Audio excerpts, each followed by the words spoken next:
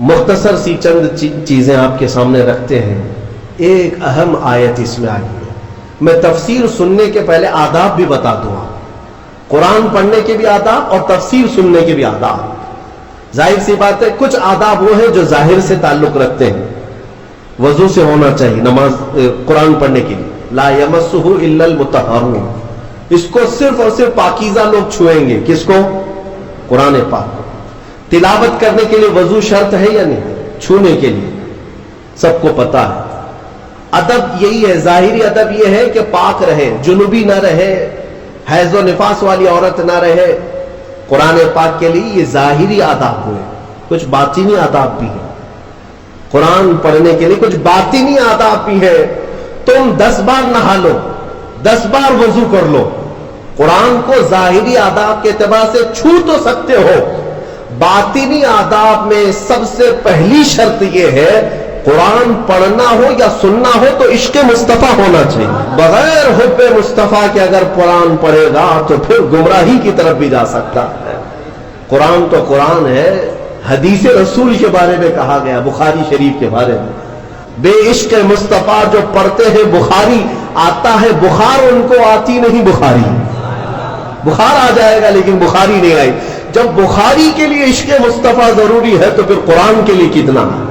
اس لیے سب سے پہلی چیز میں آپ کو یہ بتا دوں, قرآن پڑھنا ہے یا سننا ہے, عشق مصطفیٰ شرط ہے.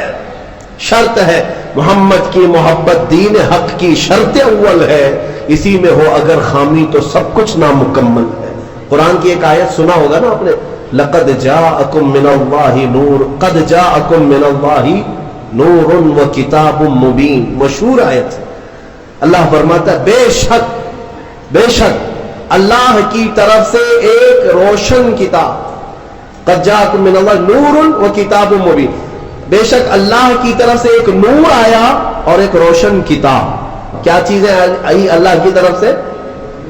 ایک نور آیا اور ایک روشن کتاب. نور کون ہے سنیوں کو سمجھانے کی ضرورت نہیں. دوسرے لوگ تعویل کرتے ہیں نور سے مراد وہ ہے, نور سے مراد یہ ہے. ہم تو کہتے ہیں صبح طیبہ میں بٹتا باڑا, صدقہ لینے نور کا آیا ہے تارا. ارے ہمارا مزاج تو یہ ہے, بریلی کے امام نے ہمیں یہ سمجھایا ہے, وہی تو جو بن ٹپک رہا ہے, وہی تو اب تک چھلک رہا ہے. ہم نہانے میں جو گرا تھا پانی کٹورے تاروں نے بھر لیے تھے. یعنی یہ ستاروں کی جو چمک ہے نا, تم کیا سمجھتے ہو؟ سائنٹیفک اعتبار سے کہتے ہیں کہ سورج کی روشنی کھینچ کر رات کو تارے چمکتے ہیں. ہم نے سوال کیا پھر سورج کس کی روشنی کھینچتا ہے؟ سورج کس کی روشنی کھینچتا ہے؟ وہ روشنی سمجھنے کے لیے بریلی کے امام کی زبان میں پڑھنا پڑے گا. اعلیٰ حضرت فرماتے ہیں کہ اتار کر ان کے رخ کا صدقہ وہ بٹ رہا تھا نور کا باڑا. یہ چاند و سورج اچھل اچھل کر جبی کی خیرات مانگتے تھے. معراج کی شب میں چاند و سورج اچھل اچھل کر جبی کی خیرات مانگتے تھے کہ اللہ یہ تیرے حبیب کا جو اترن ہے, نہانے میں جو گرا ہے اور پیشانی مبارکہ سے جو پانی ٹپکا ہے, چاند کہتا ہے وہ میری جھولی میں دے دیا جائے اور سورج کہتا ہے میری جھولی میں دے دیا جائے. جو بات میں عرض کر رہا ہوں وہ یہ ہے کہ قرآن میں اللہ نے کیا فرمایا, بے شک اللہ کی طرف سے تمہارے پاس کیا آیا, ایک نور آیا اور دوسرے روشن کتاب. جس کو ہم نے آج پڑھا وہ روشن کتاب. تراویح میں جو پڑھا وہ کون سی کتاب ہے؟ روشن کتاب. روشن ہی ہے حقیقت میں, جو پڑھتا ہے وہ بھی روشن ہوتا. روشن کتاب آئی اور ایک نور آیا. دونوں کا کیا کمبینیشن ہے؟ دونوں کا کیا تعلق ہے؟ اللہ کی طرف سے ایک نور آیا اور ایک روشن کتاب. یہاں اگر ایسا ہوتا کہ بے شک اللہ کی طرف سے کتاب آئی اور ایک نور آیا, نہیں, اللہ کی طرف سے ایک نور آیا پھر روشن کتاب. پتہ یہ چلا لائٹ سب بند کر دیں اور کتاب کھولیں, کیا پڑھ پاؤ گے؟ پڑھ پاؤ گے؟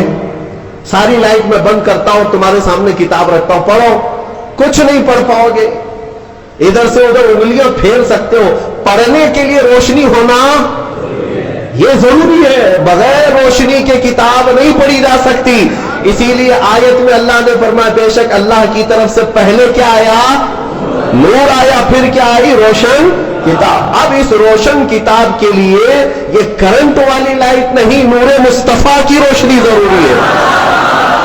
جب نور مصطفیٰ میں پڑھو گے تو اس کتاب سے ہدایت بھی پاؤ گے. الحمدللہ اہل سنت و جماعت کے حصے میں وہ ہدایت آئی کہ ہم عشق مصطفیٰ کی زبان میں قرآن پڑھتے ہیں.